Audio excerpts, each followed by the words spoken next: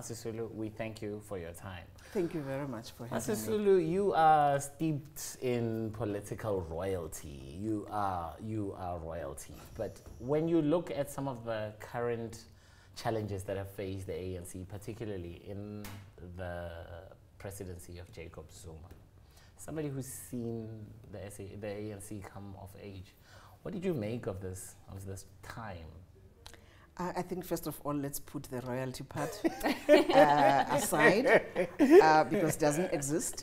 And also because I think we got into trouble because the governing party, some people in the governing party were treating South Africa like a kingdom or a fiefdom.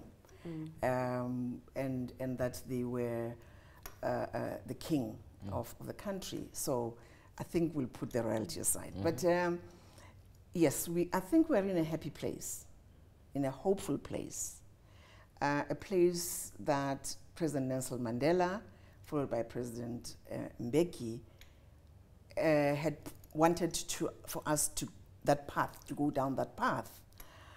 But unfortunately, the last 10 years, we went completely off the road.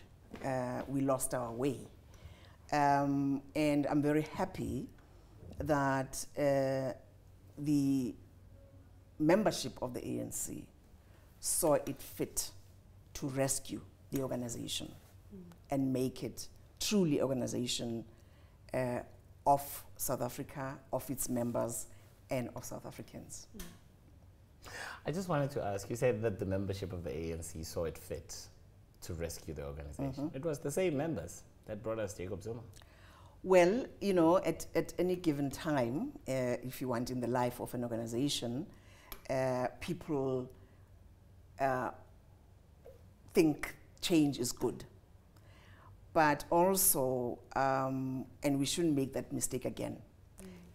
The first time round, people were saying anything but Mbeki. And we shouldn't make that mistake because I think we're beginning to go that route, anything but Zuma. And because we've got Ramaphosa, we think tomorrow the sun will shine doubly bright. We have a lot of work to do. And I think as South Africans in general, we have to keep vigilant.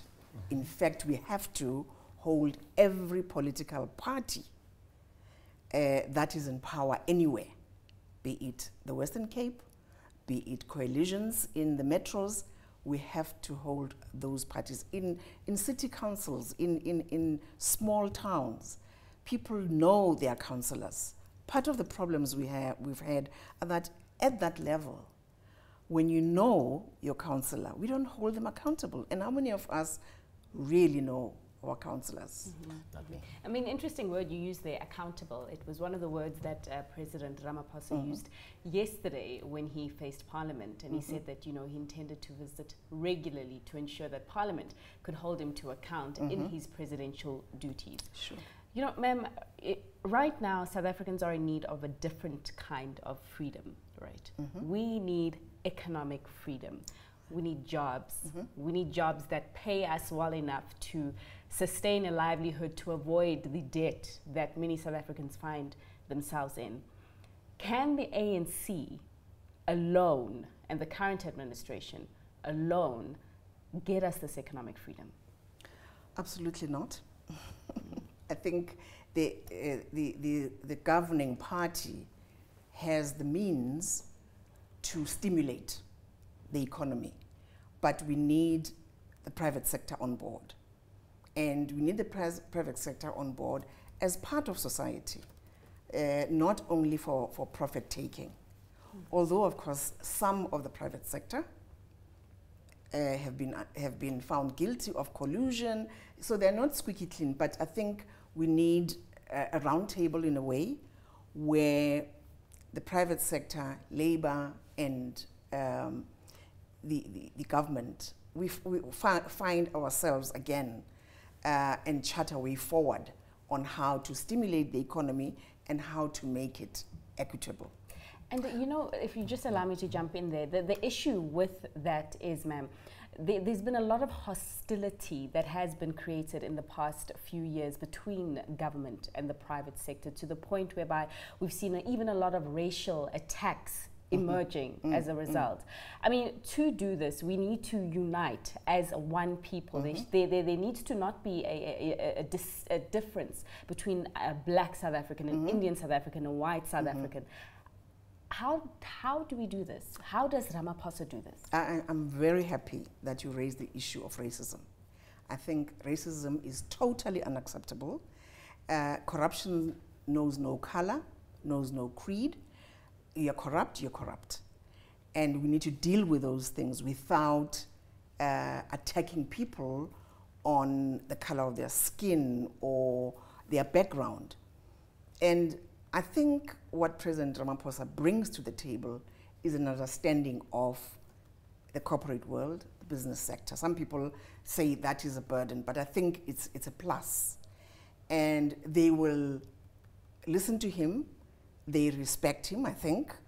And I think the markets, as we've seen, just bounce back. The rand, I mean, has been on steroids, going back to a 2-year high. So I think the signs are there. It's to take that opportunity and run with it. One other thing that government has to do, it is one thing to say, we have a ministry of business, small business. We need to talk to the business people to say, what is it that you in particular need? How can we structure, particularly industry, so that you are part of the value chain? And we shouldn't only look at, say, the steel industry or, agriculture has a lot of opportunities from before people plant those seeds and their distribution, and beyond the planting and the harvesting. There's a whole chain of events. We need to make that attractive. We need to assist young people in getting into that industry. For instance, they can just do transportation. They can just do processing, which means cleaning and freezing and packaging. There's so much that we tend to look at the big industries, mining, the steel industry, the car manufacturing. I think they're fine, but we also need to, even with those, to break them down into their value chains and see whether people can produce some of the widgets that are needed in putting a car together and produce that on a mass scale. Sisulu, I'd like to interject there. What I've seen from the resignation of the president, there was a very subdued, if you will, collective feeling. Some people were happy than others, but mostly people were subdued. I got a sense that people think that there's that politics can only do so much for them, that it's not a determining factor in their life anymore. And you brought up the Western Cape, for instance. You look at what's going on there, which looks like a political situation that's going to affect the water situation there. Is politics the problem? Politics plays a big role. Politics affects us, actually. And this is where I would like to emphasize, especially young people, you guys cannot walk away from politics because they affect you daily. For example, the budget speech next week, right? If the VAT is increased, everybody's pocket is going to be affected. What role have you played in informing that budget? Do you know that you have a role to play in informing that budget?